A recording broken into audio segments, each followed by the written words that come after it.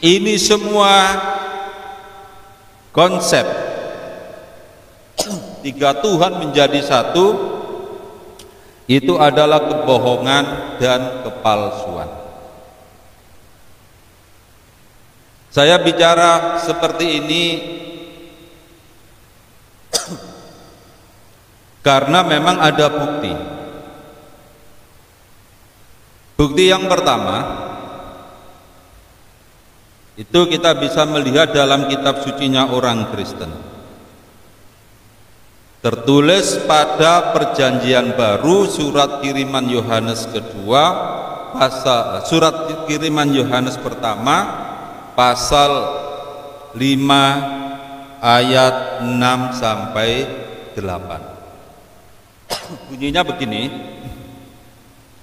Inilah Dia yang datang dengan air dan darah, Yesus Kristus. Ia tidak hanya datang dengan air saja, melainkan Ia datang dengan air dan darah, dan Rohlah yang memberi kesaksian, karena Roh adalah kebenaran. Yang ayat 7, dan ada tiga yang memberi kesaksian, buka kurung, nah ada kurungnya, yang bahasa Indonesia buka kurung, di surga, Bapa, Firman, dan Roh Kudus, dan ketiganya menjadi satu. Ayat 8, ada tiga yang memberi kesaksian, di bumi tutup kurung, Roh dan air dan darah, dan ketiganya menjadi satu. Mengapa mulai ayat 7 sampai ayat 8 ada tanda kurung? Sebelum dikritik oleh pakar-pakar Kristen sendiri, kitab suci Kristen yang berbahasa Indonesia tidak dikasih kurung. Mengapa dikasih kurung? Sebab ayat itu adalah ayat tambahan. Kapan ayat itu ditambahi? Ceritanya itu begini. Kalau kitab suci Kristen itu naskah awal, naskah yang pertama kali ditulis dalam bahasa Yunani. Pada naskah Yunani, ayat yang berbunyi mulai di surga sampai di bumi itu tidak ada. Tetapi naskah terjemahan berbahasa Latin yang mereka sebut dengan istilah Vulgata itu ada. Naskah aslinya, naskah yang awal yang bahasa Yunani tidak ada. Pada tahun 1515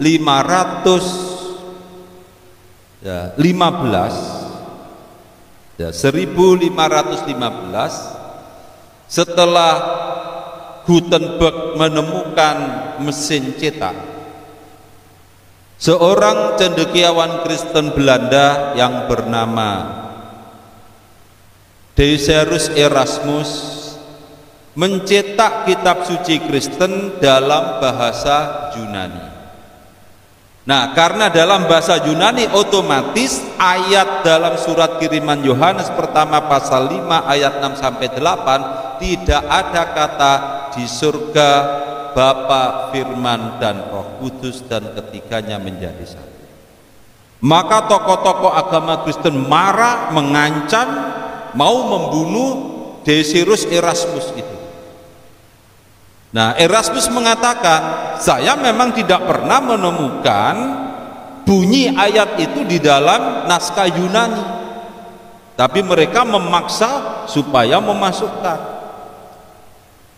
Maka Erasmus pun mengatakan, berjanji, kalau memang ada naskah Yunani yang punya ayat itu, saya akan memasukkan. Maka seorang bruder itu kalau wanita biarawati, nah, kalau bruder itu biarawan. seorang bruder yang bernama Freud, atau kita biasa nyebut Roy, ya, menulis ayat itu dalam naskah Yunani. Makitan itu ditulis tahun 1520,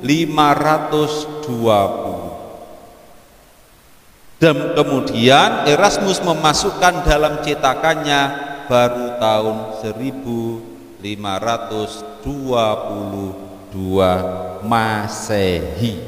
Jadi baru saja itu, ya, hampir ketika Belanda masuk ke Indonesia. Nah, kalau The Holy Bible New International Version tidak memasukkan ayat itu, ya, bunyi ayat itu.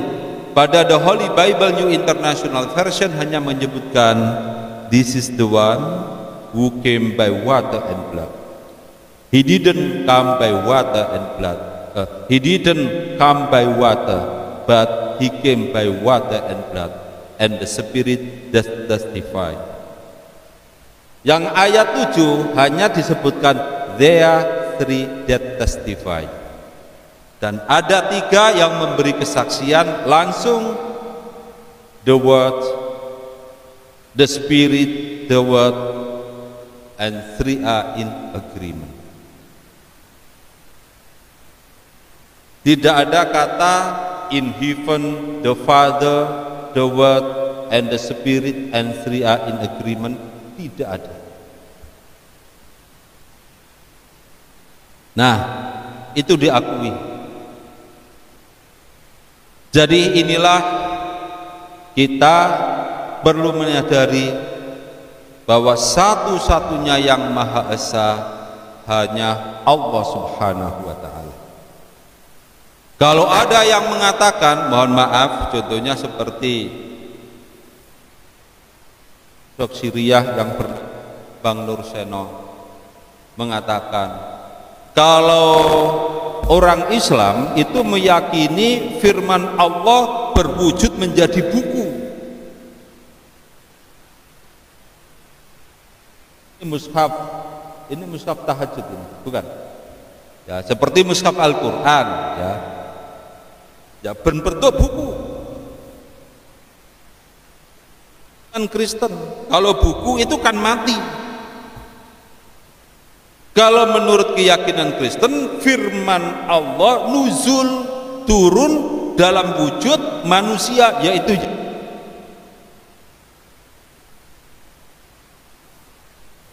ini kekonyolan akal pikiran Bambang Nur Seno. Dia itu pengecut, berulang kali diajak dialog dengan kami, nggak pernah berani. Nah, jamaah sekalian yang dirahmati Allah, benarkah Al-Quran itu berwujud buku?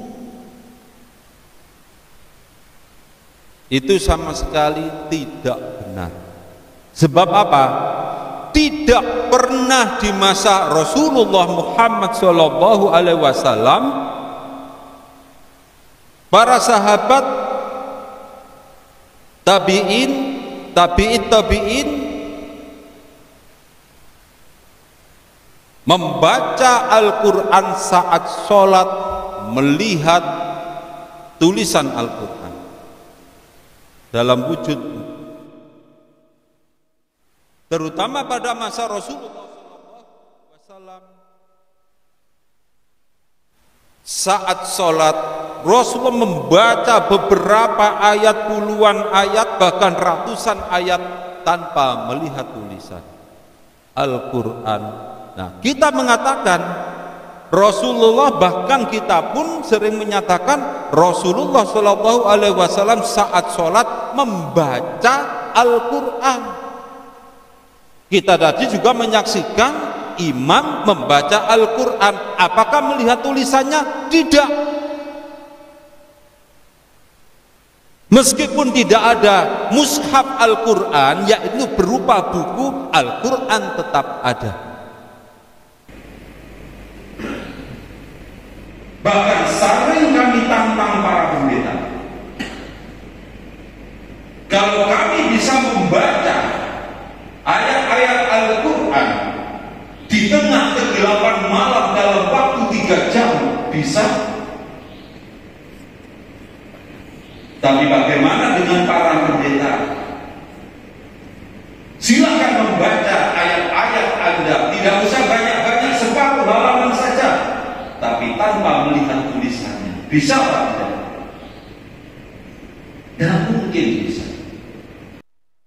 Bukti yang kedua adalah kalau mereka mengatakan bahwa firman Allah nuzul dalam wujud manusia yang bernama Yesus atau Nabi Isa berdasarkan pada Injil karangan Yohanes pasal 1 ya, ayat 1 sampai 14, itu adalah kebohongan. Silakan dilihat di YouTube bagaimana tantangan saya. Kalau memang Yesus itu adalah firman, berarti ucapan Yesus sejak kecil itu adalah firman Tuhan. Maka niscaya dicatat oleh ibunya, dicatat oleh saudara-saudaranya. Menurut keyakinan Kristen, Yesus punya saudara sambung, karena Maria bunda Yesus punya suami bernama Yusuf. Lah kalau memang Yesus itu adalah firman yang hidup, pasti ucapan Yesus sejak kecil sampai usia 30 tahun dicatat oleh mereka. Ketika saya tanya, kalau memang Yesus itu firman Tuhan yang berwujud sebagai manusia, tunjukkan catatan sabda ucapan Yesus sejak usia 1 tahun sampai usia 30 tahun. Kalau bisa menunjukkan, potong kelingking jari saya. Itu ada di YouTube itu. Itu saya dialog dengan pendeta, 2 pendeta. Kalau tidak, kamu nggak bisa menunjukkan, tutup mulutmu mengatakan Yesus adalah firman yang hidup, Yesus adalah Allah, Yesus adalah Tuhan, karena itu adalah kebohongan pabrik. Demikian yang bisa kami sampaikan. Nasrun minallahi wa fathun qarib. Wassalamualaikum warahmatullahi wabarakatuh.